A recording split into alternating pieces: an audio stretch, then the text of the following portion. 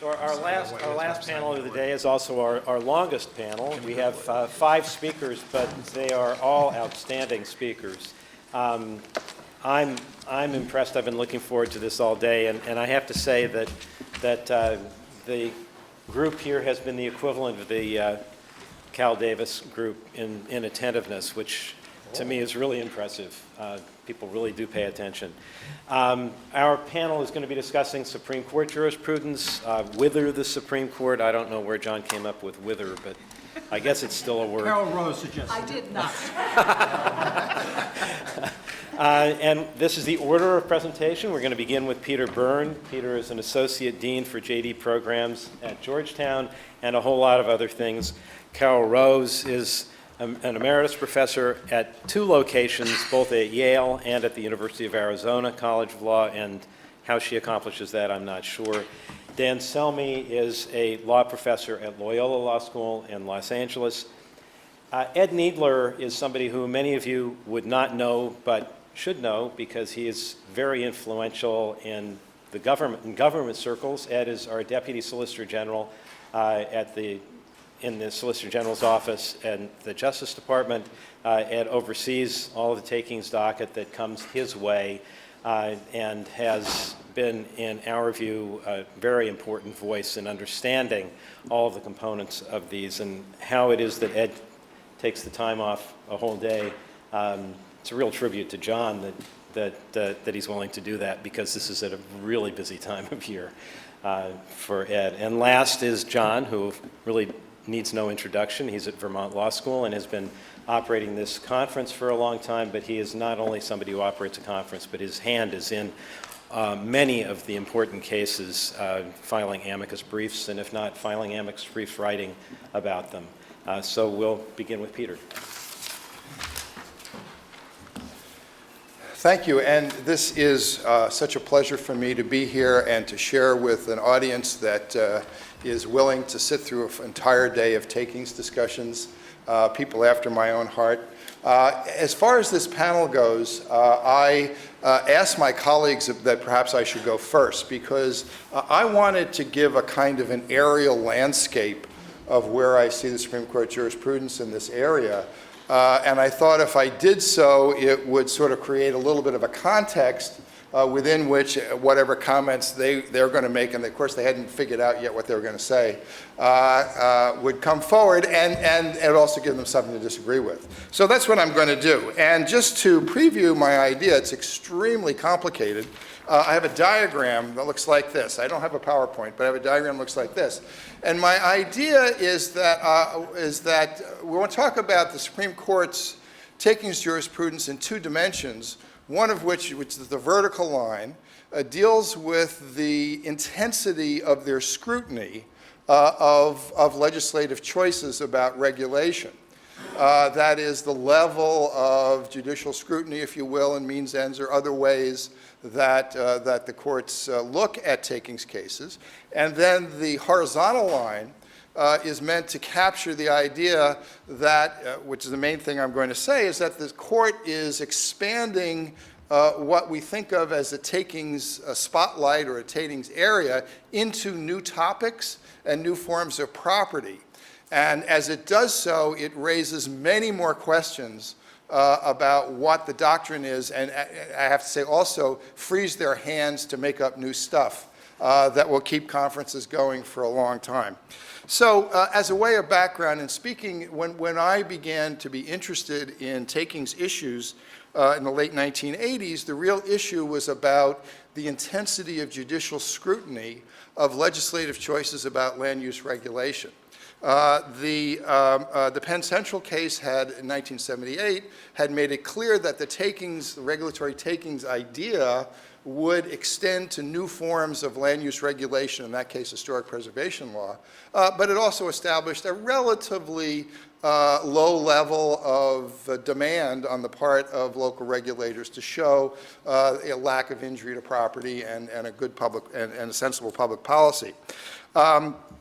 Everything changed dramatically in the late 1980s, early 1990s as the court changed, and we had in 1987 particularly the Nolan case, in which Justice Scalia's rhetoric about the property rights being like any other constitutional right, and a degree of derision towards the choices made by quite responsible land use regulators as being extortion and things like that, really suggested an increase in the degree of judicial control over land use. And this then became more prominent in the Lucas case, of course, in which the court created a per se rule for a regulatory measure that precluded the look at any of the public policies that might be supporting the regulation.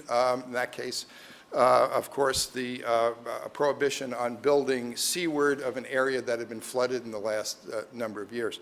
And again, the rhetoric is very strong, and it pointed towards a very enhanced judicial role to check the development of environmental laws and other land use laws. And it was really at that time that my relationship with John Echevarria was revived at a meeting at the Environmental Defense Fund after Lucas to try to figure out what the heck was going on and to think about it. So there was a real question at that point about whether we're coming back to a Lochner-type era, particularly aimed at environment and land use. Now, a lot of those concerns were allayed by cases in the early 2000s, particularly the Tahoe Sierra case, which made it clear that the Lucas per se rule applied only to a vanishingly small number of cases in which the property owner lost all economic value forever. And then even more importantly, the Lingle case, which John was intimately involved with, which sort of created a kind of template for regulatory takings, so that it both held that the Takings Clause did not raise means-end scrutiny for the rationality of land use regulations. The court shouldn't do that. They should leave it with the traditional due process approach. It put the exactions cases over in a special box for instances in which the government received a property right as a condition for the grant of a permit, and seemed to create a kind of a stable situation for regulatory takings. And even at that time, I have to say, after Lingle, there was some whispering that perhaps this conference had sort of, run its course, that the takings issue was sort of settled, and, John could do water law and move to Vermont and be a farmer and all that sort of thing. But now we have, in the last 5 years, a number of new cases, and how do we put those into how do we understand those? And some people have taken the view that some of them, particularly Kuntz, sort of raise a concern about whether we're going back to raising the level of scrutiny on land use regulation. And I want to say that my view is not that. I believe that as far as the scrutiny of land use regulation goes, that the Lingle settlement, if you will, continues to be stable.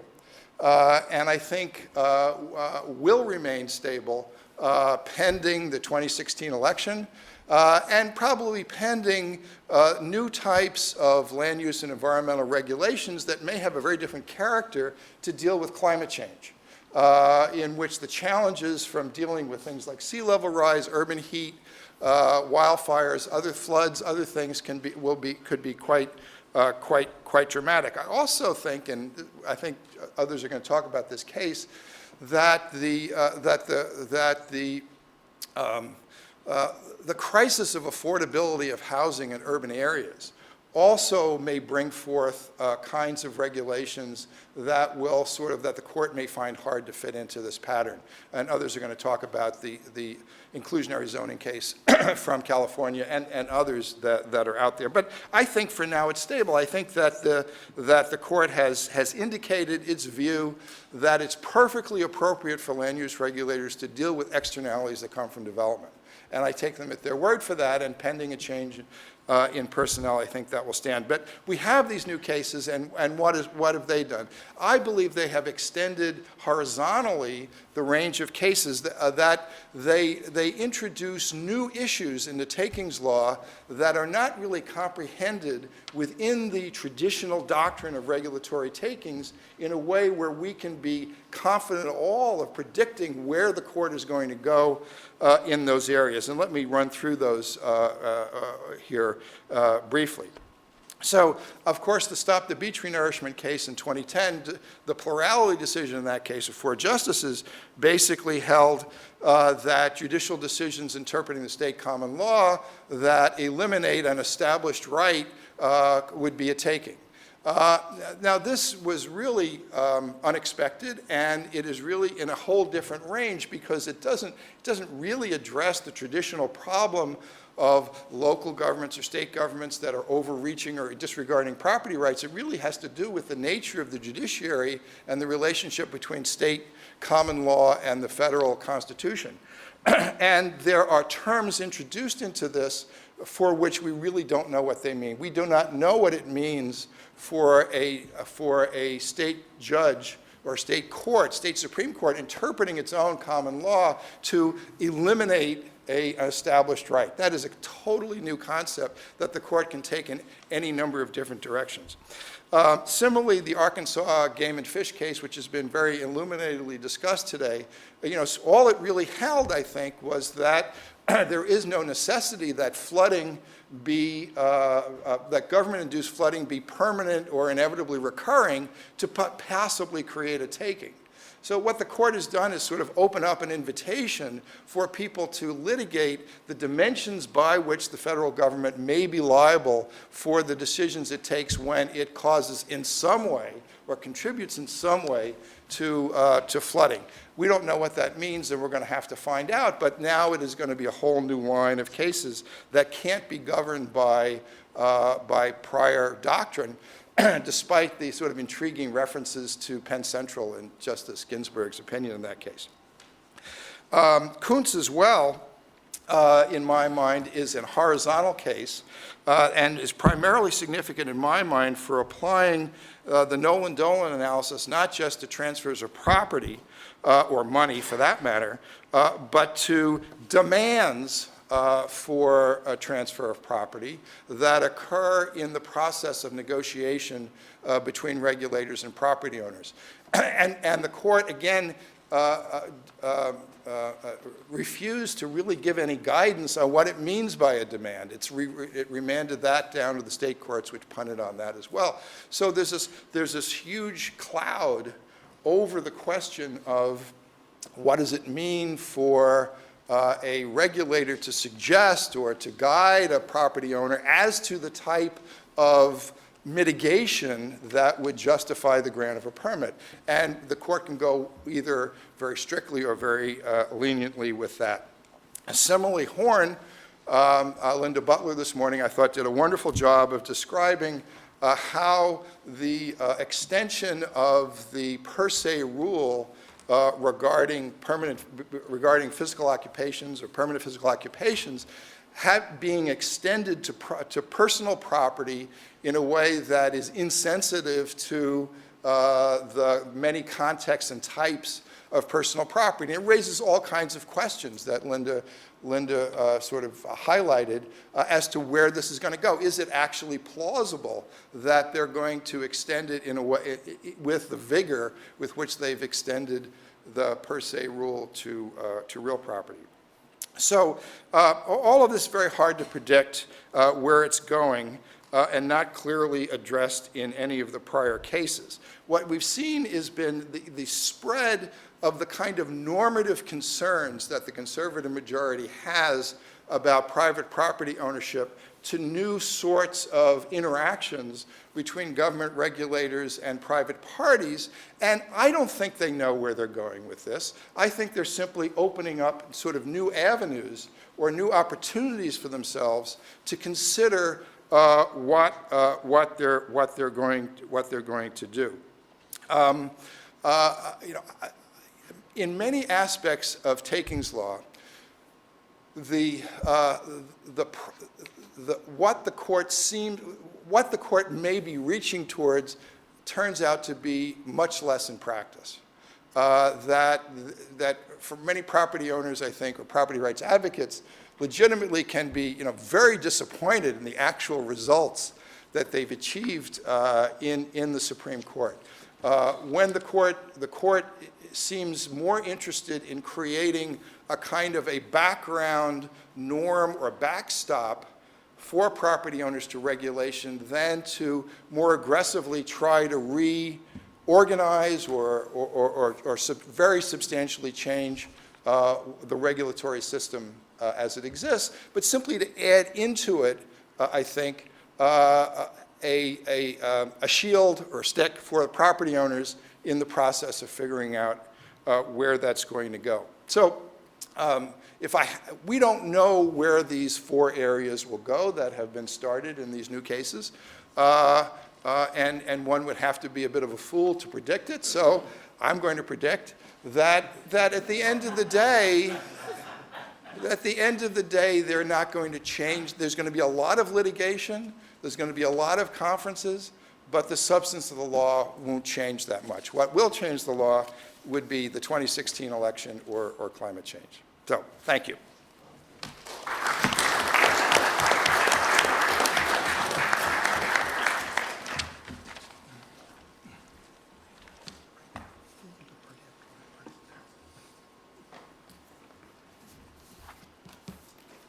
I'm looking at this timer to make sure I can see it. So we're charged with predicting what the Supreme Court is going to do, and Peter has a very systematic way of doing it, and I'm afraid I don't.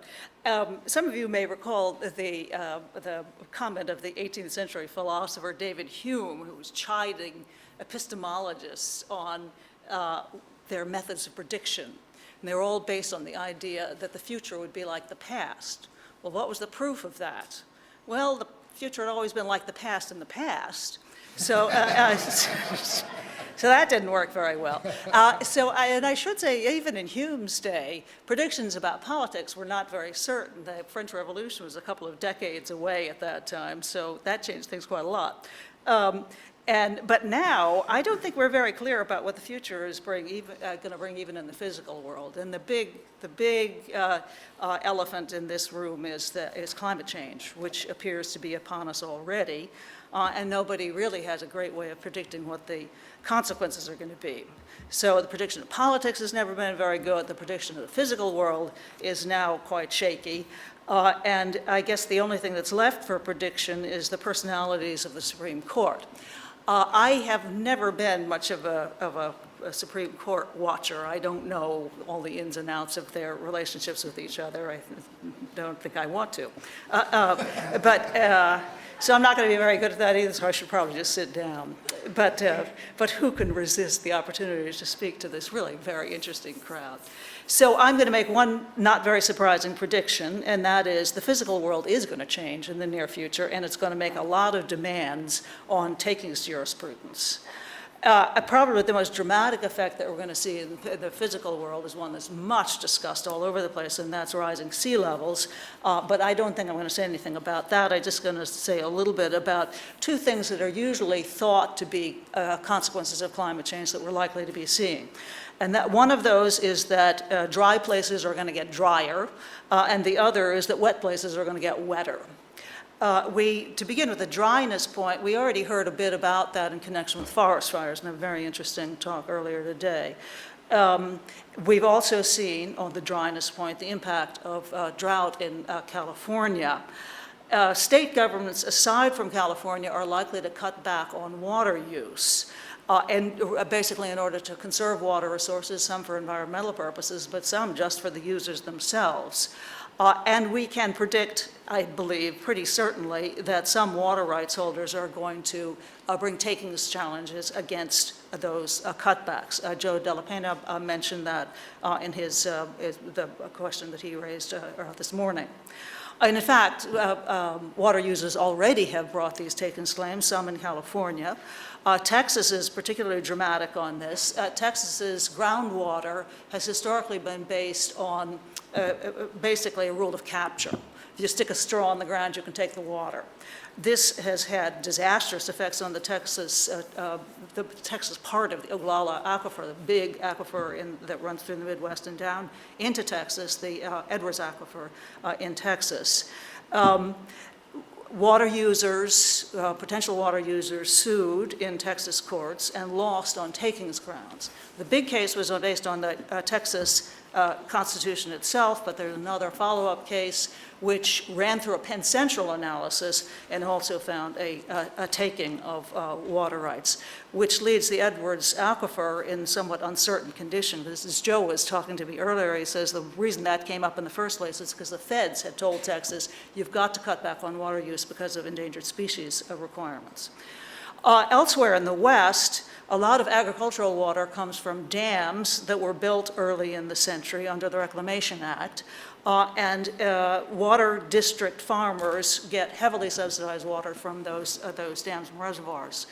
Attempts to limit the amounts of water that come from those dams and reservoirs, I think, are also very likely to face takings charges. Maybe these are even sort of deregulatory takings charges.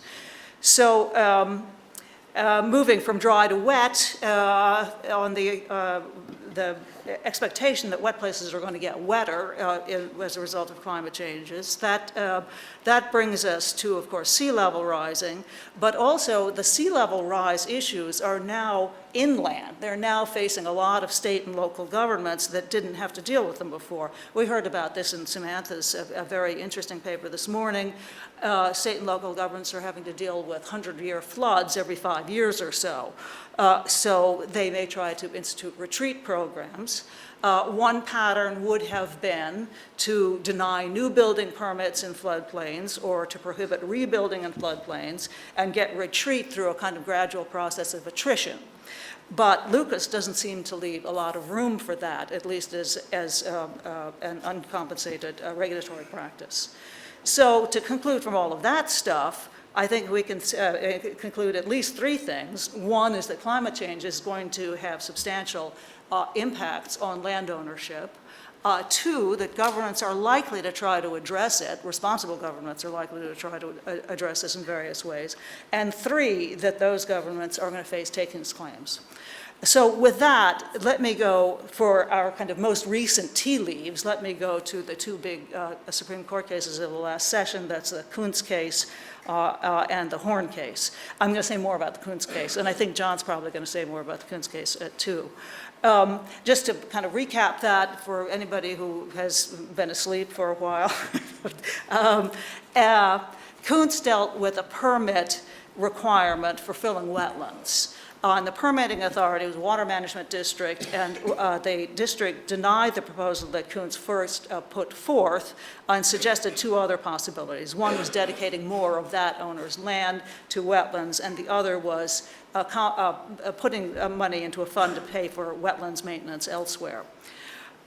When this got to the Supreme Court, the majority opinion treated these suggestions for modification as unconstitutional conditions, and that made them subject to the really quite intrusive requirements of showing a nexus between the property owner's plans and rough proportionality with the proposed, with the condition. So I want to flag, I think John's going to say more about the Kuntz case. Is that right? Yeah. But I want to flag a couple of things that seem to me to be problematic about it that may not be entirely obvious. One, well, there's a really interesting question about what damages remedy would look like here, but I'm going to put that to one side. Something that really stands out to me, I do environmental law part of the time too, and what the permitting authority was suggesting was effectively a kind of substitute performance. That is, you can do X, you can do X if you will also do Y. You can get away with X if you will do Y. Substitute performance is something that's, I think it really originated with the ideas behind transferable development rights, and then similar ideas are now thought to be just a hugely important part of environmental regulation. It's really the basis of the cap and trade program that we have for acid rain, you can emit pollutions here if you clean them up someplace, somewhere else. And these substitute performance, many think that this is now essential in an effort to mitigate greenhouse gases. So substitute performance can have some problems, there's no question about it, and especially with respect to complex resources like wetlands or something like that. And for anyone who wants to see more about that, I would really recommend Jim Saltzman and J.B. Rule's 2000 article in the Stanford Law Review about takings in the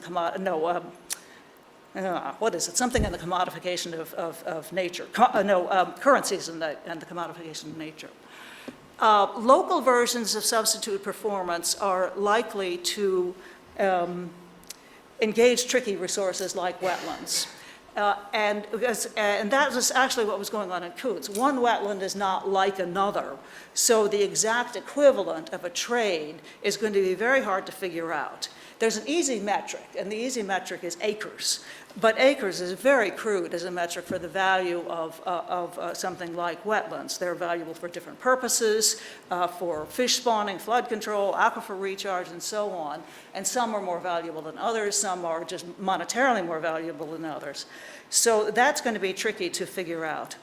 In that context, this requirement of showing a nexus and rough proportionality in unconstitutional conditions, I think can turn into a source of just a perpetual nitpicking.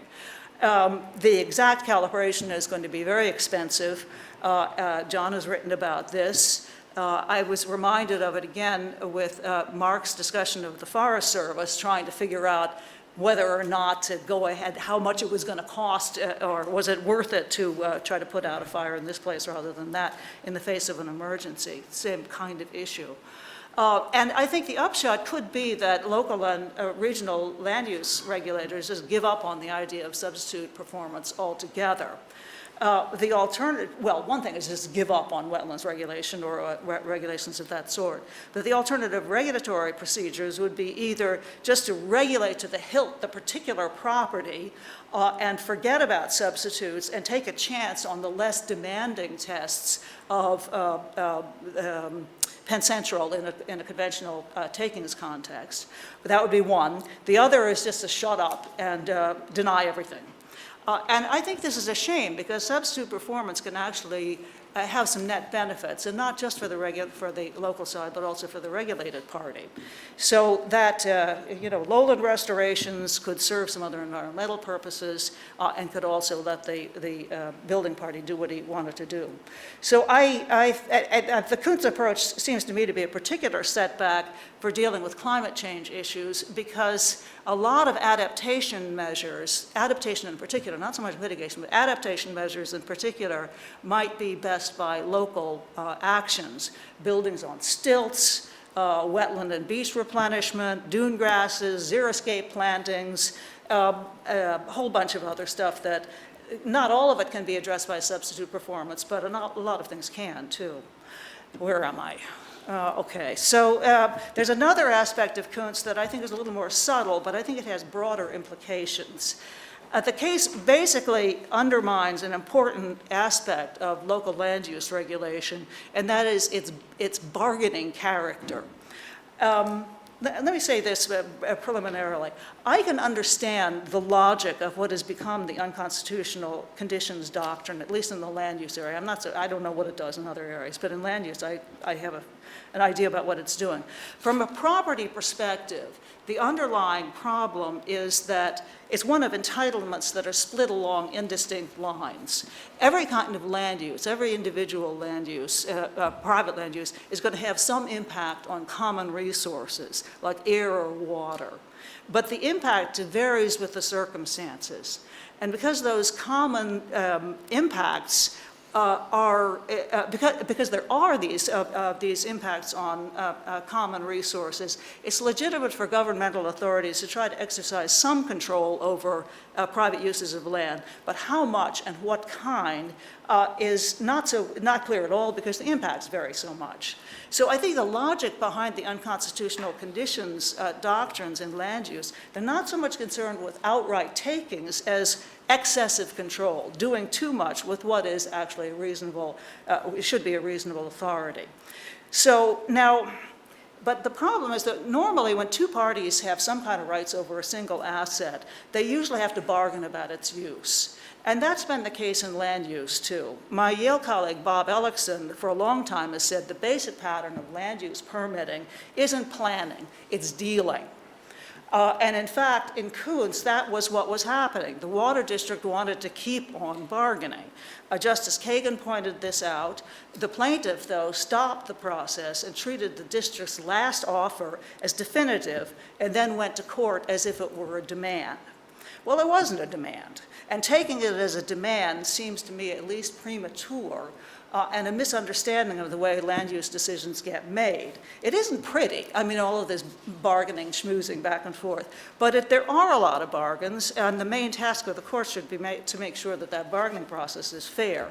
It does mean that the governmental authority should not be overreaching on an indistinct boundary, but I think our courts need a doctrine that doesn't undermine the process of bargaining, because that's actually what happens in local land use decisions. And in that sense, I think Koontz took a step in the wrong direction. What I would actually like to see is courts trying to learn some lessons about bargaining from contract theory, but I'm not expecting that to happen. What I would actually hope for, more realistically, would be that courts would take a more relaxed attitude about what counts as a nexus and rough equivalency. Do I have any time for Horn? I don't have any time for Horn. Oh, too bad, because I was going to say something about how we may be saved by the oysters. There's a distinction between raisins and oysters that I hope John will tell you about. Go. So thank you very much.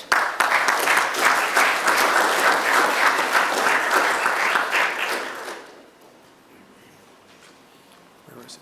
There. I'd like to thank John for inviting me as well. I think he said something like, no big deal, you're coming after Peter Byrne and Carol Rose, it'll be no problem.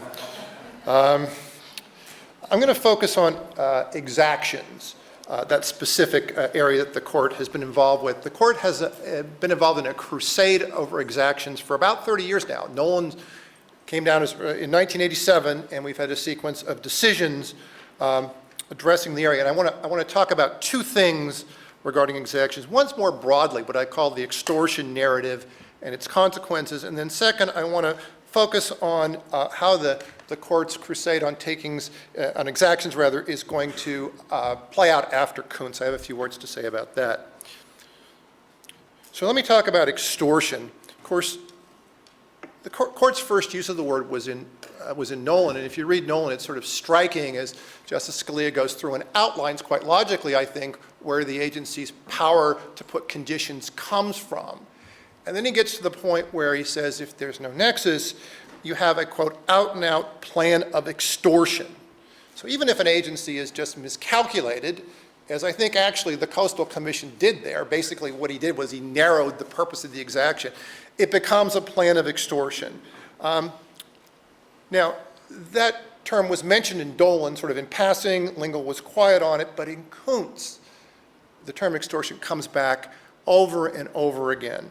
The court talks about extortion and leverage, talks about landowners, quote, especially vulnerable to coercion, talks about misuse, evasion, evading the limitations of Nolan and Dolan, gimmickry to do that. Now, I think there's a tendency to think of that language as sort of Scalia-type rhetoric, but my suggestion is that it's much more than that. It's now a full-blown narrative that underlines the exaction cases, and that's actually the most important thing that Koontz stands for. So what about it? First of all, it's simply remarkably strong language. I mean, extortion is an intentional, highly immoral crime associated with corruption and defamatory in other contexts. The term's directed against elected local officials, largely.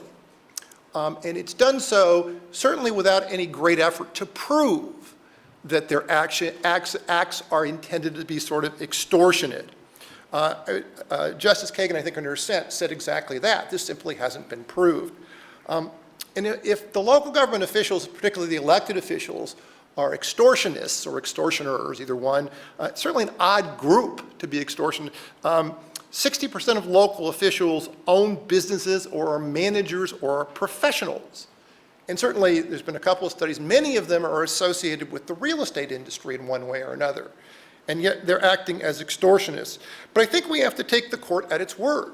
This is exactly what it thinks here. It's convinced that local governments are behaving in a highly improper way. And I think that there's several consequences that are important from that. First, it certainly changes the focus of takings law on exactions. The Fifth Amendment's no longer focused on deciding when compensation is due, its traditional view.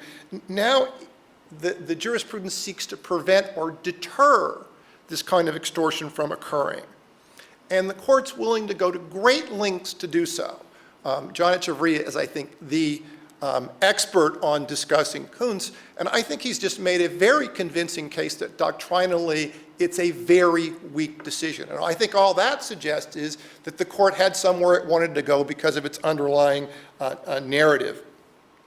It alters the relationship between the court and local elected officials. I mean, the court isn't just mediating disputes now between a local government and development interest or property owners. It's actually now supposed to be protecting the developers or property owners from this sort of ever-present bad faith that local government seems to be evincing. And that, of course, means it's altering the judicial review of land use decisions. You're not going to get deference in any sense. No presumptions of good faith. In Dolan, you get the footnote that shifts the burden of proof to the government. The court explains that's because it's a quasi-adjudicative decision. Now the government has the burden of proof, which I think makes no sense at all. And finally, in the Kuntz case, you have the court inserting itself, as Carol says, directly into the negotiating or bargaining of permits. So what does this mean for sort of future directions here? So Peter says you'd be a fool to predict. I felt good when you said that, because that's exactly what I'm going to do here. First of all, does the Kuntz case extend to legislatively imposed fees? Certainly it extends to adjudicative fees. Justice Kagan says it's not clear.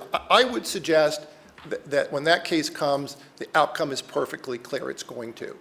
And the reason for that is quite simple. It's just as easy for these local officials to act as extortionists by adopting some fee schedule as it is for adopting fees on an individual basis. And the result there will be, just as the court proceeded in Kuntz to find that it didn't matter that it was money that was being imposed as opposed to a dedication of real property.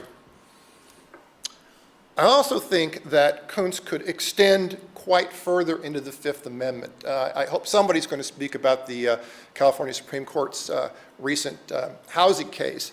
But what I could easily see happening here is the question is which land use regulations are going to be treated as sort of run-of-the-mill zoning, which Justice Alito said, oh, we're not concerned about run-of-the-mill zoning, that's different, Village of Euclid, blah, blah, blah.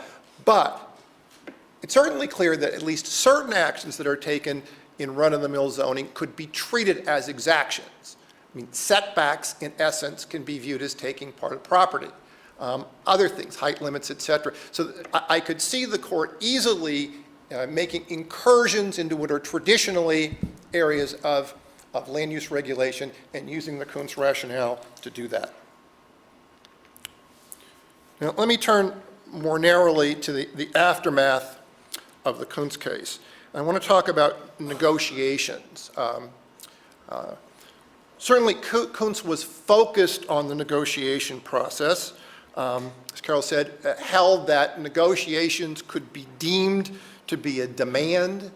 The demand then leads to the denial of the project, and that could violate the doctrine of unconstitutional conditions. So it wasn't clear there was a demand here, but the court assumes it. And this violation could lead to some remedy at some place, somewhere, maybe in the state, somehow, somewhere. But it's there. So what you have now, though, is the problem here is, of course, is negotiations are firmly embedded into the permit process. The question is, what will the effect be on negotiations during that process? And there's certainly lots of opinions on that. Peter, I think, suggested there would be a cloud as a result of it. Justice Kagan said maybe local governments won't talk to applicants. Others, Sean Nolan wrote a long law review article on it. Tim Mulvaney's back there. He told me he has a new piece coming out where he's going to suggest six more possible reactions to the Coons case, which I think is certainly in line with what people are thinking. So what I did was, just to make sure that I wasn't totally out there, I called about 10 practitioners, both in California and elsewhere, and asked them questions about that. Got some interesting reactions. And these are all, by the way, very experienced people that represent, large developers, major municipalities. One was, is that the case about beach replenishment? Tell me again. Another one says, Coons, what are you worried about Coons for? The California Coastal Commission still doesn't follow Nolan. And that person may be a little prejudiced on that. And my favorite, who cares? I'm in Paris on vacation. I'll talk to you when I get back. The overall consensus, though, was Coons was simply insignificant. And I want to just suggest a couple of reasons why I think that Coons in practice is likely to have perhaps not as much effect as we might worry about. One of them is the complexity of land use regulation in the United States. I think it's simply underappreciated, certainly by the court. We have lots of variables in land use decisions. You have single-purpose agencies, you have multiple-purpose agencies. The geography changes, urban, rural. The sophistication of the legal advice, differs depending on where you are. You have single permits versus multi-permit developments. You have stage developments that go over a period of time. And most importantly, you have applicants whose focus is simply not on vindicating their constitutional rights, it's getting their permits. The complexity of all these variables, I think, makes any sort of uniform response to Coons very unlikely. Developments will be approached differently. You'll get different circumstances. For example, one of the people I talked to when I was mentioning Coons, she started laughing. She says, Nolan and Dolan aren't a problem for me. My municipal client, they're all wimps. She says, I have enough trouble getting them to do what Nolan and Dolan allow them to do. So overreaching isn't even a problem with her, she said. So I think it's very hard to generalize from a fact situation like the Coons case. And secondly, I think if you look at those variables, you get a tremendous difference in the scope of the agency's discretion. It's interesting, I think, that Nolan and Coons basically dealt with single-purpose agencies who were very focused on one result, access or coastal access and wetlands. With larger developments, public agencies are concerned with a much wider variety of impacts, much more discretion, multi-phase developments. The local governments in those developments is very much involved basically in planning the project, and the amount of discretion that the agency has will affect how those negotiations play out. I don't think that's unexpected here, but what you're going to get interactions, I think, that look very different from the kind of thing the court thought was a demand in the Coons case, simply because of the factors there. And the third consequence is development agreements. So more and more, you're seeing, particularly for projects that go over a period of years, the parties turn to development agreements. And the features of those are quite simple, that the developer wants a larger vesting time for the project and wants certainty over a long period of time to avoid political problems if the local agency changes. And on the other side, the municipalities in turn want more infrastructure or more amenities than the rough proportionality will allow. They don't believe that that gives them enough leeway. So the parties enter into this voluntarily, and there's general agreement in the literature, and certainly among practitioners are unanimous on this, that if you sign a development agreement, the constitutional limitations are simply irrelevant. That at that point, the developers waive any claim they might have under Nolan and Dolan, even though interestingly, most of these contracts don't have express waivers in them.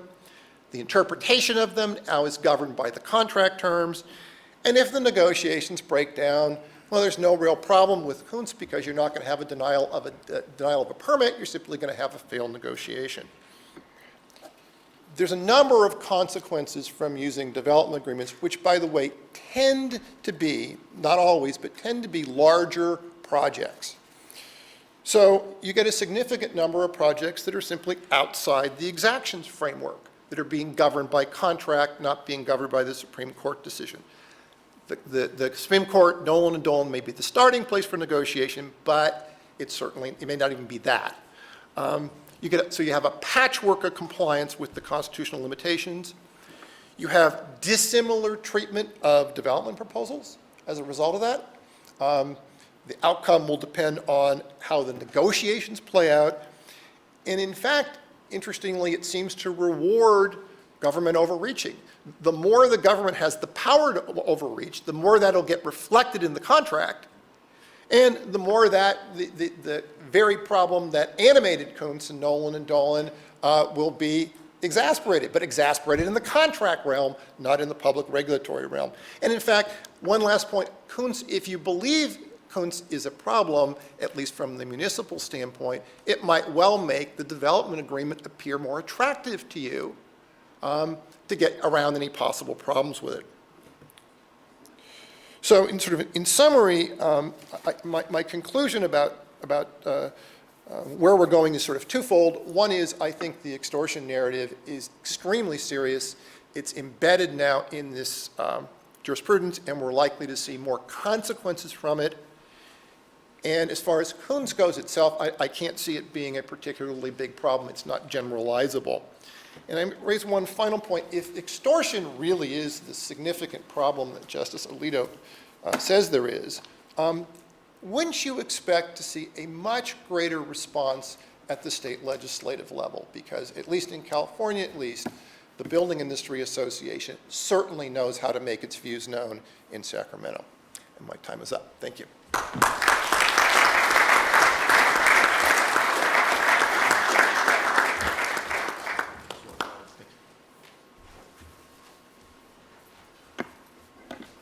I too want to thank John for inviting me, and this has been a really wonderful day to hear the different panels and sort of what's happening in a variety of areas and things that I just don't have occasion to focus on. So I feel very privileged to be here. Specifically talking about the Supreme Court's cases, I don't want to be in the prediction business. Maybe it's the being an advocate, but you're always trying to distinguish the last cases and seek to limit them. But I actually think that the decisions that we're talking about have important limitations built into them that it's important to bear in mind. And I, like Peter, don't see the basic legal core being disturbed about what's going on. I think all of the recent cases arose either is a not totally unpredictable consequence of past decisions like Kuntz, which I think was not way out of the mainstream of what the court had done before, and Horn, which I think arose in what the court at least perceived to be a fairly idiosyncratic situation that I'm not sure that what was going on there is generalizable to other areas. And I think the Arkansas Game and Fish case, the court took to answer what it thought was a very simple question and realized that there was a lot more going on in the flooding context, and in fact, I think wrote a fairly narrow opinion with caveats so that the opinion leaves a lot of room for addressing takings claims in the future. Specifically on Kuntz, it's important to bear in mind that the first part of the court's opinion, the constitutional conditions opinion, was really unanimous. The fact that the difference between a permit grant and a permit denial, the court did not see a difference between the two. And I think once you accept Nolan Dolan as an unconstitutional conditions case, then that makes sense, because I think in the other areas where you have unconstitutional conditions, it doesn't matter whether you attach the condition to a permit, and if it's not accepted, it's denied, or whether you grant it subject to the condition.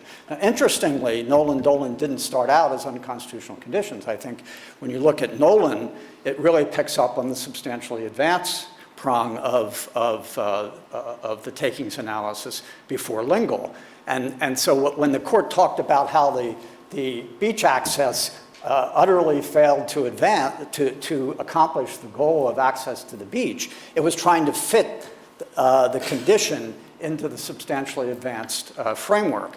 Once you got to Dolan, you couldn't really do that, because the court acknowledged that the permit conditions there served the purposes that the local government was concerned about. And so that way of looking at it sort of dropped out when the rough proportionality came in. Now, with respect to the first part of the holding in Kuntz, I think it's very important to pay attention to Justice Kagan's dissenting opinion on that. On this point, it wasn't really a dissent, that there has to be an express, really formal attachment of the condition. And I think that's a very important piece to hang on to, because the majority did not disagree with that. It's a point I tried to make at oral argument, because you don't want the legitimacy of a permit denial to turn on testimony about what happened in negotiations. It should turn on, in administrative law terms, what's the final decision of the agency. If there's a condition attached to it, then that condition should be evaluated. At the end of the day, if the agency denies the permit without any conditions language in it, then it should be evaluated simply on Penn Central terms. And so I think that's just a variation of the Williamson County point, that you don't look at intermediate stages. You wait until you have complete exhaustion. On the monetary piece of it, I think it's fair to say that the monetary payments involved there were not a generalized payment to make a contractual payment or under a statutory program as in Eastern Enterprises. The duty to make the payment was triggered by a land use situation. So there was some nexus to a specific property interest. Now, whether it was close enough or not is a different question, but I don't believe that Kuntz should be read to cast some proportionality sort of standard on general taxes, on general fees, things that are not tied to the land use situation. I think that the decision is replete, as was said, with references to the land use planning situation. I also think it's important to go back and see how the unconstitutional conditions doctrine started. It talked about an easement, which is an interest in property. It wasn't just regulating the landowner's use of his own land. It was about giving the government an interest in that property. And that's what triggered it, and that was also the case in Dolan. So in Del Monte Dunes, it's still good law in my view. It addresses the situation where the denial was not based on a condition, or at least the challenge is not based on a condition. In that sort of situation, even if restrictions are imposed on the landowner, like a setback, I don't think Kuntz suggests that is now subject to a proportionality analysis. And another thing about Kuntz that is, I think, worth bearing in mind is that there were really alternative conditions, as was mentioned. One was to leave a greater portion of the wetlands undisturbed, and the other was the substitute condition. Well, what was left undisturbed wasn't just undisturbed. There was going to be a requirement of the dedication of an easement, a conservation easement, a property interest in the land. So again, you can, I think, read Kuntz as tied to a situation where at least the fact pattern in that case suggests that think of it in terms of a condition attached, or that at least would be similar to an easement or an interest in the land, and not just fees attached to development rights, which I think, how that plays out, I don't know, but I think it's important to bear in mind that the background of that rule is about the government acquiring interest in property in the course of the land use regulation. I also think that it's important to read that case against the background of Dolan, which did draw a very stark distinction between adjudication and more generalized regulations. The court said that very explicitly, and I think it does play into the idea of the sense that the landowners are going to be coerced. But I think that means if you have a statutory fee for sewer hookups, or in fact, if you have a statutory tax that might be very high on every unit of development, I'm not sure what's wrong with that. States have property transfer taxes. If you sell your house, you may have to pay 1% of the cost of it, or 5%. I don't see why a state can't attach a tax to a development. It's a perfectly legitimate incidence of taxation. It's the fact that it arises in the situation of the land use and the possibility of getting an interest in the property that I think is instructive. So, for example, even in the substitute wetlands, I think the locality will be in a much stronger position, or any agency will be in a much stronger position, if there is a regulatory or statutory framework that tries to at least come up with approximate standards of what sort of condition is going to be required, so that it doesn't seem ad hoc. So those are the principal points I think that I wanted to make about Kuntz, and I think that it is more limited doctrinally. Arkansas Game and Fish, the Federal Circuit had decided that there was no taking in that case because it was a series of one-year limitations or one-year changes in the manual, which is the way the Corps of Engineers announces the way it will regulate a flood control project. And that was sliced up into 6 or 7 different years, and the court said that, the Federal Circuit said that wasn't a taking, and the Supreme Court took the case to decide that question. And I think there was actually a pretty good argument that those one-year intervals should be treated differently because they covered different times of year, they had different attributes to them. Still, the court said no, they were all the same. It could have stopped there, but I think, and frankly, one of the things that our brief tried to bring out, and that I tried to bring out some at argument, is that there is a difference between Arkansas and the prior flooding cases the court has had. The prior flooding cases were almost all impoundment cases, where the taking was alleged to be the overflow of the land that was underlying the reservoir. And there you have somebody's property who was very distinctly affected. Arkansas involved downstream the flow out of the dam. It's not directed at any one particular landowner. And it has regulatory aspects because when the Corps of Engineers is operating a flood control project like this, it's necessarily balancing interests of one party with another party. And what kind of expectations grow up in that situation? Do you look before the dam was built? Do you look the expectations that grew up while the dam was there? It's much, much more complex for that reason. And so when the court got past what it ruled, it said we're not going to discuss the fact that this is downstream. That's a new argument that was really not made below and really not made in our briefs. I think it was made, but the court didn't see it that way. But we had also said it should be a multi-factor test, and the court specifically said, yes, there should be a variety of factors. It shouldn't be an automatic finding of a taking because water finds its way on to the land. And a very important part of that, it specifically identified what's the character of the land. And as Billy Lazarus was saying earlier, the character of the land there was in a floodplain. And so that should have some bearing as to whether, if that land gets flooded, even if it gets flooded incrementally a little bit more, the increased flooding from the change in the operation of the dam doesn't really affect the basic character of the land, which is land that is subject to intermittent flooding. And in fact, the compensation in that case is some clue to the fact that it doesn't fit the normal paradigm, because the compensation there was not based on the fact that the increased flooding changed the basic character of the land.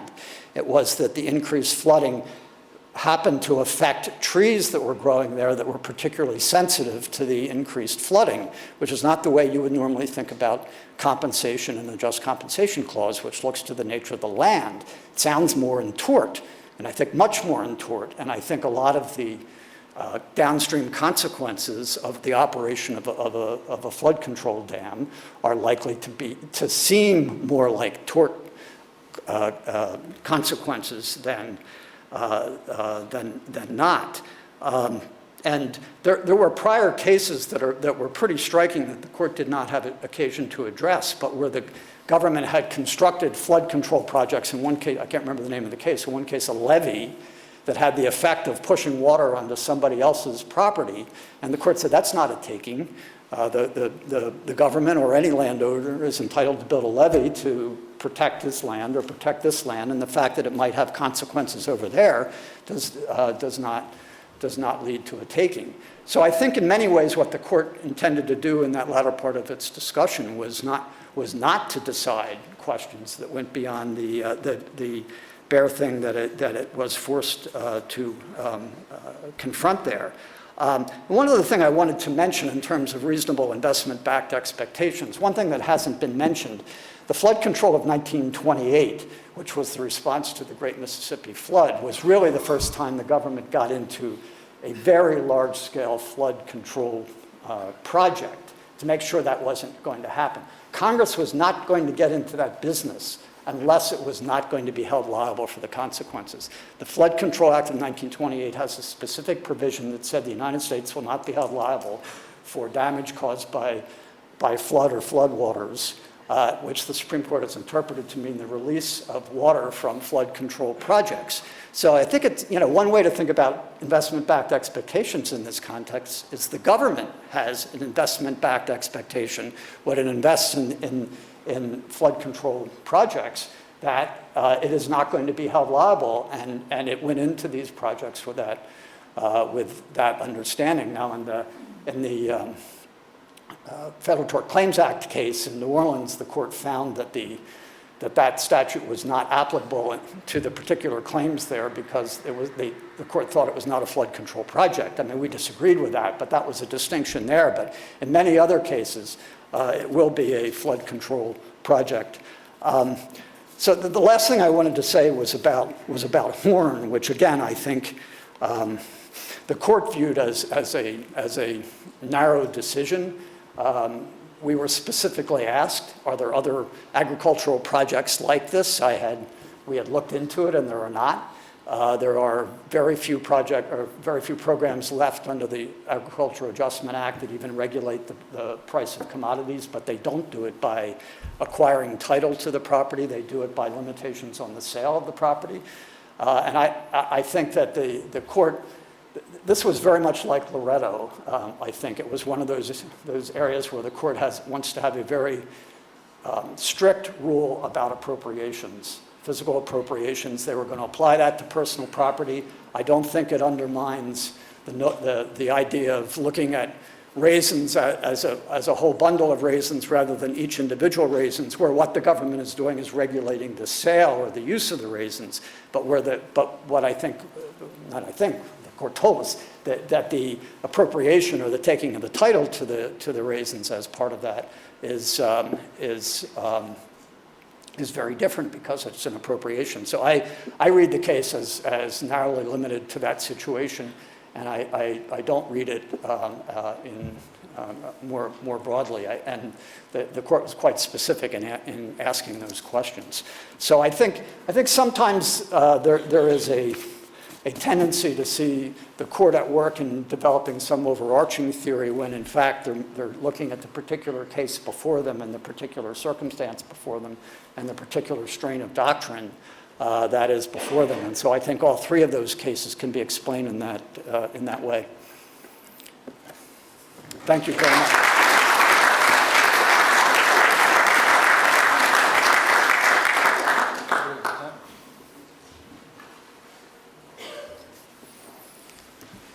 So I ask that you join me in thanking Billy Lazarus for fantastic service all day long. And thank you to this panel and all the prior panels, and again, to Kate Woods and Bill Permatai for such terrific work in organizing this conference. As you may have heard over the last hour, I've been given various random assignments to cover topics that, and I thought, that was not what I had in mind. I was going to have the other people sort of lay the groundwork, and then I would, wax eloquent. But now I have this little to-do list, so that's not what I. So when I think about the question of whether the Supreme Court, I necessarily start with Lingle versus Chevron. In part because that's the case in which I actually got an opportunity to be part of a wonderful team representing a party, and let me tell you, it's better to represent a party than an amicus. And in my view, the decision represents the high watermark of the Supreme Court's takings jurisprudence, at least in the modern era, defined as the last couple of decades. So let me start there. Very briefly, Lingle involved a takings challenge to a Hawaii gas station rent control statute, the purpose of which was to help keep gasoline prices for consumers low. I'm not going to say any more about that, just think rent control. The theory of the plaintiffs was that the law was a taking because the regulatory scheme failed to substantially advance the ostensible purpose of controlling prices. They said it was an ineffective law. The Supreme Court, looked at a Ninth Circuit decision which had applied that test and found a taking and repudiated the substantially advanced test. And they said, sorry, we've said that for decades, but we've been all wrong. It's really just due process. It's a test that examines the validity, the effectiveness of governmental action. That fits in the due process box, not in the takings box. We've been wrong all along. And furthermore, they said the problem with this test is that asking courts to figure out whether a governmental action substantially advances legitimate interest suggests a level of scrutiny that's inappropriate. That's not how courts are supposed to review the actions of elected officials in the due process clause and generally. And so the end of that test. And more broadly, having taken that step, the court went on and reviewed takings jurisprudence generally, and I like to say that Lingle produced a soul-satisfying sound of pieces snugly fitting into their proper position. The court said, looking at the remaining takings tests we have, they all fit under a single umbrella in which we strive to figure out whether governmental action is the functional equivalent of a classic direct appropriation. And if it is, then it can be a taking. Otherwise, we're not in the realm of takings. In the process of doing that, as Peter mentioned, the court talked about and delimited the Dolan cases. And the court said those are very important cases, but they deal with a very specific fact pattern. They present the situation where the government is presented with a development application, and the government could say no. They could have said to Mrs. Dolan, no, we don't want a bigger hardware store here. Or they could have said to the Nolans, no, we don't want a bigger coastal house here. You have a house, a bigger house would block the view. The premise of the decisions is the government could have said no. The second premise of the decisions is that they involve conditions attached to permit approvals. And if you focus on those conditions imposed independently and outside of any regulatory process would have been takings. It would have been a taking for the government to go out and seize the easement in front of the Nolan's property. It would have been a taking to put a bike path across Mrs. Dolan's property. So the very specific question addressed in Nolan and Dolan is how do you evaluate a takings challenge to a permit condition when the government could have said no, but instead they said yes, but they said yes subject to a condition which considered independently would have been a per se taking. And the court said, well, gee, in that complicated situation, the answer is it may be a taking or it may not be a taking, and we evaluate that by applying the essential nexus and rough proportionality test. If the condition has an essential nexus to the regulatory purpose, that it's roughly proportional to the impacts of development, it's not a taking, okay? So that's where we are after Lingle. So where has the court gone after Lingle on inverse condemnation? And in a word, I would say they have gone astray. As Peter alluded to, some of us in a self-congratulatory mode thought, well, our work is done here. You know, we have done all we can do. The court has settled on a comprehensive, coherent understanding of takings, and there really isn't, there aren't a lot of loose threads that it needs to worry about or that we need to worry about. No, not everything was resolved. The courts had reaffirmed that Penn Central provided the governing test for takings claims, and there were a lot of interesting questions about how the various factors would be applied. My friend Tom Merrill wrote a very good article about how to apply Penn Central. I struggle with that issue, others have as well. You know, there are continuing questions about the parcel rule and whether Williamson County should continue to bar plaintiffs from going directly to federal court instead of going to state court. But all of those issues seem kind of minor in the scheme of things. So the court seemed to have settled on doctrine, and it seemed to have issued a strong and heartfelt statement that we're not going to use the takings clause as an intrusive doctrinal tool to second-guess the decisions of the other branches of government. We take a back seat to those other branches, they announced loudly in lingo, supposedly. So what happened? Well, there have been 6 subsequent decisions in inverse condemnation. I'm ignoring Kelo, that can be set aside. The following month, the Supreme Court issued its decision in the San Remo Hotel, saying that under the full faith and credit clause, once a litigant has an opportunity to go to state court, get his takings claim resolved, he can't go to federal court and get that relitigated. Andrew Schwartz is here, who successfully prevailed in that case in front of the Supreme Court. There then ensued 5 years of quiet, what historians will in the future refer to as the 5 years of phony peace, in which nothing happened. Well, actually, a few things happened, but no decisions were issued. In 2005 and 2006, Justice Rehnquist died, and Chief Justice Roberts was appointed to replace him. Sandra Day O'Connor retired, and Samuel Alito replaced her. But no cert grants, no decisions, so that didn't seem to make much difference. 2010, 5 years later, we get to Stop the Beach Renourishment, which I analogize to one of those movies about the meteor that's going to strike the Earth and kill us all, and then it veers off at the last minute and we're all saved. Well, that's how I view that case. The 4 justices were about to embrace the idea of judicial takings, which would have basically frozen common law lawmaking, which has been a hallmark of our legal institutions for a millennium, into non-existence. But only 4 thought it was a good idea to go that way. So a miss is as good as a mile. So we don't have to tell you any more about that. Then we get to the 2012 term, 7 years after Lingle, and suddenly the court has a revived interest in the takings clause, and we get 3 cases. We get Horn 1, we get Arkansas Game and Fish, and we get Coons. Horn 1 is a nothing burger case. What it says is, as the courts have uniformly held for decades, that when you have a takings claim against the federal government, you go to the Court of Federal Claims, you get money, or you try to get money.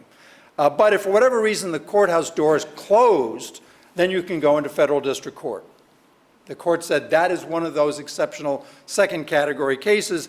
Therefore, the Horns are entitled to go forward with their action commenced in federal district court in California. Arkansas Game and Fish, I don't regard that. I regard that as a disappointing result, but not a surprising result, and not a seriously adverse result. The Supreme Court had articulated what seemed to be an absolute rule that you need permanent or constantly recurring flooding for flooding to amount to a taking.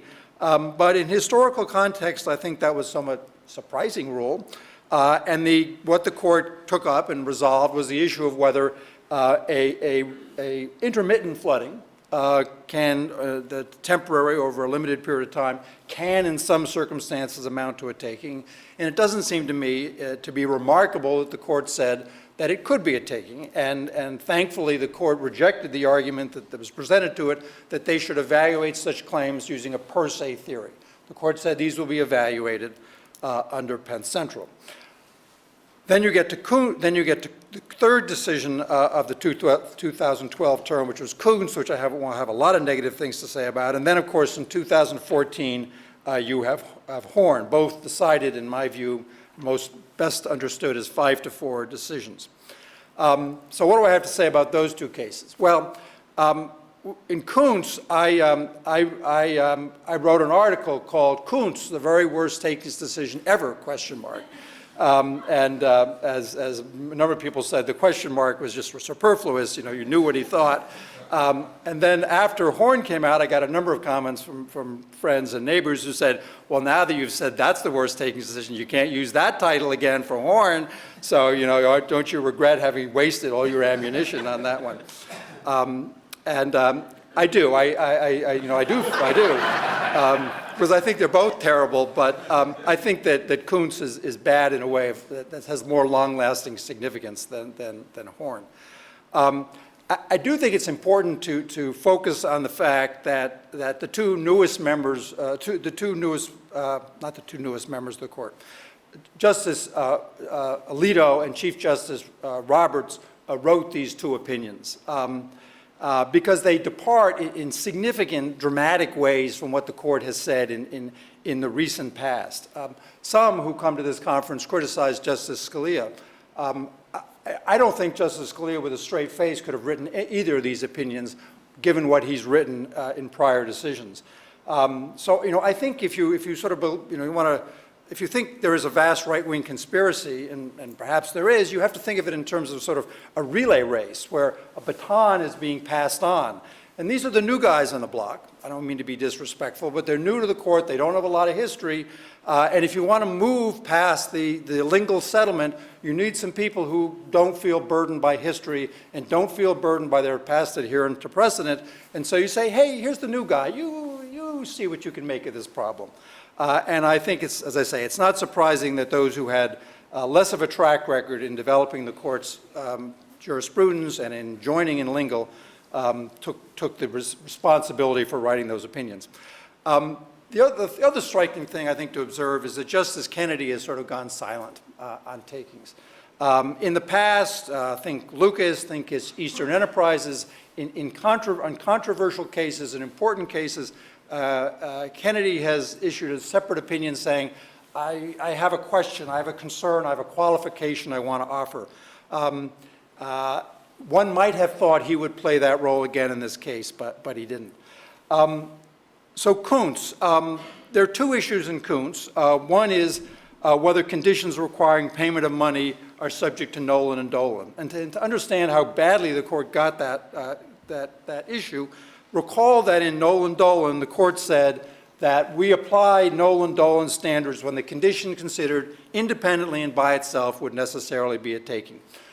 In addressing the issue in Kuntz, the court said, we understand that in Eastern Enterprises, the court settled, and we do not wish to disturb the proposition when the government simply requires a citizen to pay money over to the government. That is not a taking. That's not within the scope of the takings clause. So in Kuntz, the court said the predicate for applying Nolan-Dolan was nonetheless met, even though the condition wasn't requiring money, because the condition was actually attached to a specific identifiable piece of property because there was this real property that was at issue that the Kuntzes were trying to develop. But that analysis makes a complete hash of Nolan and Dolan because Nolan and Dolan involved real property too, right? There were conditions attached to the use of real property. But the court insisted in those cases that in order to justify heightened scrutiny, the condition itself has to be something that would be a per se taking considered independently. So that it's just inconsistent. The court's conclusion is completely inconsistent with the logic of Nolan-Dolan. And to make matters worse, the logic of the analysis, the fact that the condition is attached to a permit involving the use of land suggests, logically enough, that any condition attached to a land use permit should trigger Nolan and Dolan. I can't believe the court means that, but that's the most logical, straightforward conclusion one can draw from the court's analysis. And that's showing up in briefing that we're seeing today. The other thing the court said is that Nolan-Dolan applies not only when a condition is opposed, but when a condition is demanded and there's a lack of agreement and the government denies the permit. And the problem with that conclusion is the whole premise of Nolan and Dolan, as I described earlier, is the government has the option of saying no. That's the first premise of Nolan and Dolan. The government could have said, no, the impacts are unacceptable, that wouldn't be a taking, and therefore Nolan and Dolan applies. So here, in the St. John's Water Management District exercised its option to say no. So why is that a problem? Now, I agree that the court said this involves a situation where there's a demand. They were quite specific about a demand. If the governments avoid making demands, they still have latitude to deny development applications because of unmitigated impacts, and I think they can avoid the impact of Nolan and Dolan. But nonetheless, doctrinally, it's very troubling. And this is the troubling thing, is what is the constitutional violation? What is the constitutional violation when someone has come in for a permit and there's been a discussion about conditions and the government says we can't come to an agreement and we reject the application? The court was quite clear in saying there was no taking of the Kuntz's land, and God knows the conditions that we were talking about imposing didn't involve a taking because we didn't impose them. Right? So there's no taking of land or of the land that would have been subject to the conditions. The court said there was a Nolan-Dolan unconstitutional condition violation. With respect to which provision of the Constitution? Well, we don't know. We don't know. We don't know. They don't tell us. The case has been remanded to the Florida courts. The case is presented to the Florida courts, asks them to determine whether or not there has been a taking demanding the payment of just compensation. And that's the statutory cause of action that they have. And in order to affirm the award of compensation, they have to conclude that it's a takings claim. But the Supreme Court has told them it's not a takings claim. And so the question is, what is it? Well, it went back to the District Court of Appeals in Florida, and they said, look, we affirmed an award of money before. The Supreme Court of Florida reversed us. Now the Supreme Court has reversed them, so we must have been right, so we're going to reaffirm the award of compensation. Jacqueline Griffin, very thoughtful judge in the Court of Appeals, said, no, that's not right. I don't know what this is, but it is not a taking here. It's got to be something else. And we're going to have to think about what that is. And the majority is wrong. The St. John's Water Management District has brought that to the Florida Supreme Court, where it has sat and sat from one takings conference to another. So now it's been up there for something like 18 months, and they don't want to deal with it, because what they're going to say is, well, there's a violation here, but it's not a taking. It's something we've never heard of before, but it doesn't fit into our statute, which involves takings claims, and the Supreme Court will have to tell us what they've invented later, but we can't affirm the takings award. And that's a really embarrassing thing to say, you know. But that's the only logical conclusion they can come up with. So that's not a happy circumstance. So there's an enormous amount to say about Horn, but I don't have time to say it, and I'm just going to make one point, and that is that what Kuntz is, for the reasons I've just explained, Kuntz has given a broader scope to Nolan and Dolan. And Horn really was a Nolan and Dolan case. In the Horn case, they were selling raisins. As a condition of selling raisins, they had to give some to the government, right? When they got up to the Ninth Circuit said, well, we don't really think that taking raisins is subject to any kind of per se rule because it's personal property, but let's assume it is. Then we apply Nolan-Dolan. And we think Nolan-Dolan is perfectly well met here. The goal here is to control prices, and they're going to limit supply. That seems like an essential nexus. And they said we think rough proportionality is met here as well, because the amount of raisins they're going to hold off the market are exactly the amount of raisins they need in order to keep the price at the point they want to do. They said this isn't just roughly proportional, this is exactly proportional. This is a perfect fit under Nolan-Dolan.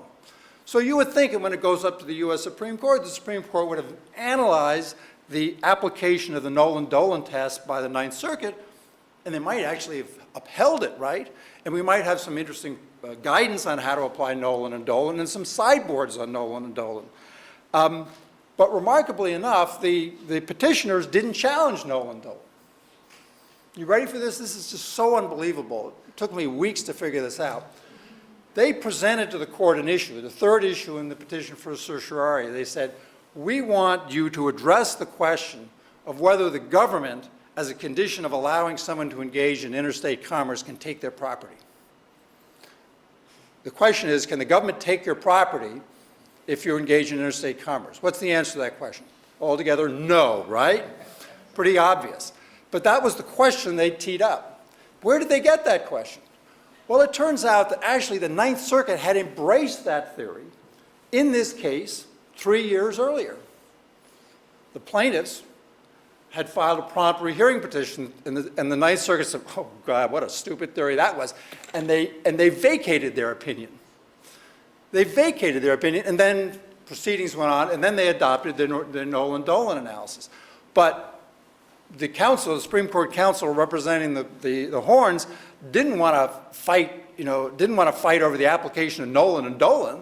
So they said, what they said, the Ninth Circuit said 3 years ago was idiotic, and you should reverse them. I mean, they didn't explain to the court the Ninth Circuit had recognized this area and had vacated its opinion. But the Supreme Court dutifully granted cert on that issue, and then the United States and the amici were sort of forced into this position of defending the indefensible, which even the Ninth Circuit hadn't embraced. That's sort of a historical footnote, but it does sort of suggest that an opportunity to get some clarification on Nolan and Dolan has been lost. The final thing I want to say is that a week or so ago, and this is one of my things on my to-do list, the cert petition was filed in California Building Industry Association versus City of San Jose. This is from a decision of the California Supreme Court, which rejected a Nolan-Dolan challenge to a city ordinance that requires that developers include in their projects a certain number of low and moderate income housing units. This is pursuant to a citywide ordinance, and the city and the California Supreme Court said, well, this is a legislative measure. That may make a difference, legislative versus adjudicative, but they said also this is not an exaction. This is not within the realm of exactions. Right? This is simply a price control regulation. This is a land use regulation. This is a limitation of the price in which you can sell certain of your property. This is not like a Nolan-Dolan exaction. Except you remember what I said about the logic of Kuntz? The logic of Kuntz is that any permit attached to any condition attached to a permit could trigger Nolan-Dolan, at least the way the Supreme Court, way Samuel Alito articulated the scope of his newfound doctrine.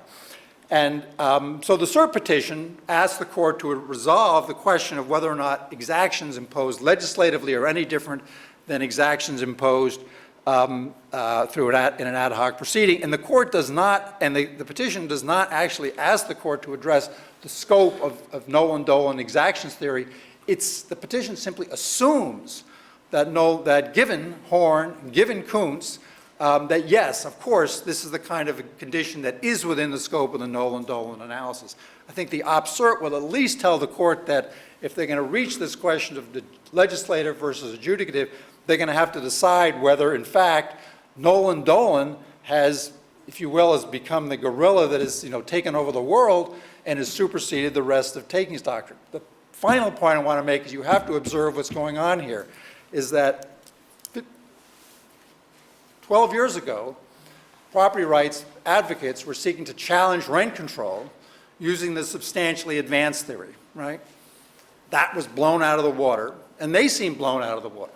But now, through subsequent developments and expansion of Nolan-Dolan, and this goes back to the first question that was raised in the first panel today, and I don't know if that person who raised that question is here today, is essentially trying to accomplish the same result using essentially the same theory, but now dressed up as a Nolan-Dolan claim instead of a substantially advanced theory. So it seems to me that's the big issue that the Supreme Court has got to face, is whether or not it is going to sort of go back and say, wait a minute, in substance, we dressed all this in lingo, and we said no.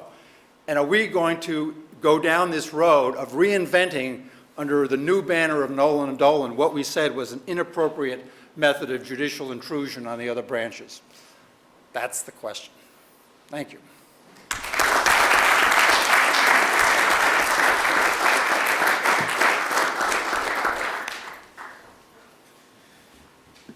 So I know we're a bit over here, and there's a reception, but let's take a few minutes for questions, and let me just begin and see if any of the panelists have questions for each other. All right, then let's go out to the crowd. Right here, yeah. I'd be interested in hearing Mr. Needler's comments on the last point that was made by the professor about whether, your view on whether Coons has basically has basically drawn in the substantially advanced test into the exaction theory. I don't read Kuntz that way. I read Kuntz as rooted in the determination that that the condition, at least in Nolan Dolan themselves, would have been a per se taking, and that that's linked, and that in Kuntz itself, I'm not saying that Kuntz would be limited to this, but I think it's instructive to realize that the monetary contribution was a substitute for exactly that sort of condition that would have given the government an ownership interest in the land. And that was in fact a question at the oral argument in Kuntz. So you're saying that the government can't require a dedication of an easement, but they could give you an alternative. You dedicate an easement or pay us the value of the easement. That was a tough question, because if it is a perfect monetary substitute, then the logic the court was saying, well, then the Nolan Dolan should apply to the substitute. They didn't overturn Del Monte Dunes, which is the general test where it's not a condition linked back to a property interest in the property, but simply a restriction on the way the property owner uses his land. But doesn't the essential nexus test is still embody this substantially advanced test? Well, It hasn't gone away. That's really the point. the essential nexus was drawn from the substantially advanced test. That was overtaken, but the court has independently justified it now under Dolan on the unconstitutional conditions rationale, not on the substantially advanced rationale. And so that part of Nolan Dolan, I think, at least I think all members of the court thought that really dictated the result, or largely dictated the result on the first question about whether a demand can give rise to a claim under Nolan Dolan. When I was introducing it, I should have mentioned he's had over 100 Supreme Court arguments, and it should have been clear in his presentation. He argued for the United States as amicus in most of these cases, in some cases as party in the takings cases, so he's pretty familiar with at least the federal positions. Are there any other questions? Yeah, over here, Yulia. The most controversial part of Kuntz for many people, and certainly for at least several of you, is the extended Nolan and Dolan to these situations where instead of simply saying, if you want the permit, you have to let us use your land or whatnot, it's now saying, well, even if you say either you can let us use your land or you can pay us some money, that still applies. But wouldn't this doctrine be entirely uncontroversial with respect to most other constitutional rights, where, for instance, we have a regime which says, we'll censor your speech unless you pay us money, and then we won't, or we'll impose unreasonable search procedures on you unless you pay us money to avoid it, or we'll impose an unusual punishment that can go on, but the same point applies. So isn't this just applying in this area a doctrine that the court has applied many times in the context of most other individual rights, and that wouldn't be controversial outside the takings context? Somebody want to take that? A couple of responses. One, I think it's important to emphasize that takings clause provides for compensation. That's the remedy for a taking. So a taking is unconstitutional only when it's uncompensated. An impairment of speech is a violation of the First Amendment from start to finish. So when the condition is imposed on someone that would amount to a taking, the question is, can they get compensation for that? And I think that distinguishes the two. The other thing I think, and I know this is sort of a famous, a favorite retort of the property rights bar is, why should the Fifth Amendment, the Takings Clause, be a lesser cousin than the First Amendment? And I think they are distinct rights in the sense that that the First Amendment rights are, the exercise needs to involve some kind of balance, but that they can be exercised in a largely individualistic way. Property rights, I think, are entirely contextual. I think one of the themes that we've talked about is that regulation benefits property owners and regulation can burden property owners. And I think that the government intervention in management of property produces a whole variety of reciprocal benefits that justify a greater level of regulation than might be in the case of the First Amendment. All right, I think we'll make that our last question and answer here. So that brings us to a close. Did you have any further comments, John? There are I some. appreciate everybody's attention for the day. I think I love this conference, and I appreciate John's trust in me to try to keep the train on time. I gather there's a reception someplace right outside here? Okay, that's great. All right, thank you very much.